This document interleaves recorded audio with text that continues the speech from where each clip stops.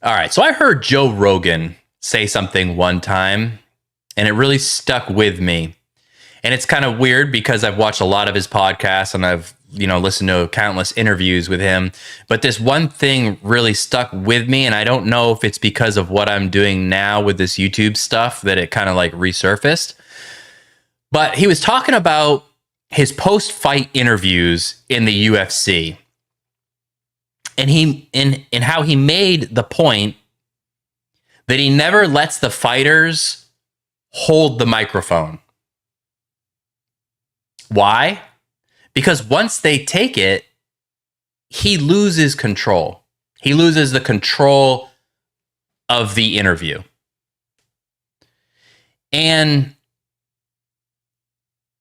if you've ever seen fighters after a fight, they're not exactly the most calm and coherent person to be ranting and raving and rambling on a microphone, right? Sometimes they're like half concussed, they're bleeding, they're swearing, they're saying all sorts of things. And they're not in the calmest, clearest state of mind. And I thought about that for a while because it's such a simple rule. Don't give away the mic unless you're ready to lose control. And it hit me. Somewhere along the way in our culture, we gave the wrong people the microphone. Think about it. Who has the mic right now? Who has control of the microphone right now? It's usually not the people with wisdom or experience. It's always the ones who are the loudest, the most outrageous, the most extreme, or just flat out the most entertaining. The people who figured out that if you shout enough, cry enough, stir up enough drama, the microphone will come to you. And the scary part is, once they've got it, they shape the narrative. They set the tone for how people think about relationships, masculinity, success, even basic decency. And just like in the cage, once you've handed over that microphone, it's almost impossible to take it back. Look at social media. Who gets the biggest platforms? Usually not the ones encouraging men to build discipline, integrity, or real community. It's the clowns, the manipulators, the Andrew Tates, the fake alphas, the ones selling the shortcuts, pushing the outrage or the fantasies. The microphone's been handed to people who don't actually care about truth. They just care about attention. And then regular people sit back and wonder, why does it feel like society is going off the rails? Well, because the people with the microphone are driving the conversations in that direction. The audience doesn't always realize that they're not just listening, they're being steered. So the real question becomes, why did we let it happen? Why did we hand over the microphone in the first place? Part of it's laziness. It's easier to watch a circus. I hate to even call it that. It's easier to watch a circus than to think deeply. Part of it is distraction. If someone is loud enough, they drown out the voices that actually matter. And part of it is a lot of us gave up our own mic without realizing it. But here's the truth. You don't have to keep listening.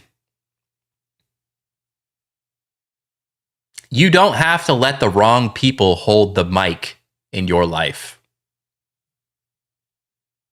You can choose to follow different voices. You can surround yourself with people who actually know what they're talking about, who live what they preach. You can also choose to take a step up, step forward, and take your own mic back.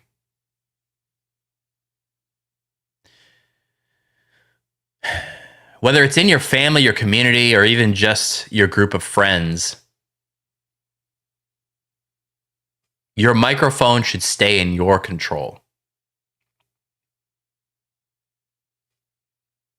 Meaning, don't hand your microphone to somebody that you don't want to hear what they have to say. Don't even give them the chance. And I know this sounds like very political, but I'm not even really talking politics right now. I'm just talking about who represents me and you. And they're getting harder and harder to find. Again, because if you wouldn't hand that microphone to a dazed fighter after 3 rounds of war with a broken nose and a missing tooth and blood all over his face, why are you handing it to celebrities and influencers and opportunists who haven't even earned it? Maybe it's time to start talking. Maybe it's time to start taking the microphone back. One conversation at a time. So let me ask you guys.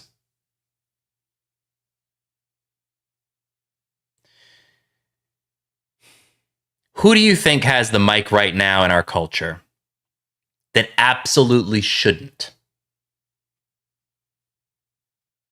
And who do you think deserves a bigger platform instead?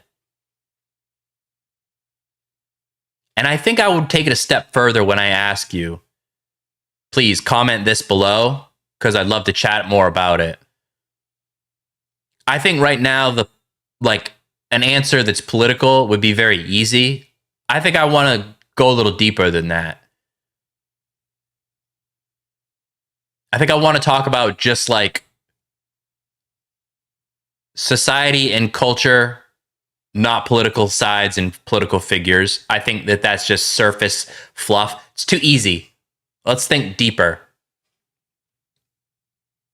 So with that in mind, again, who do you think has the mic right now in our culture that absolutely shouldn't?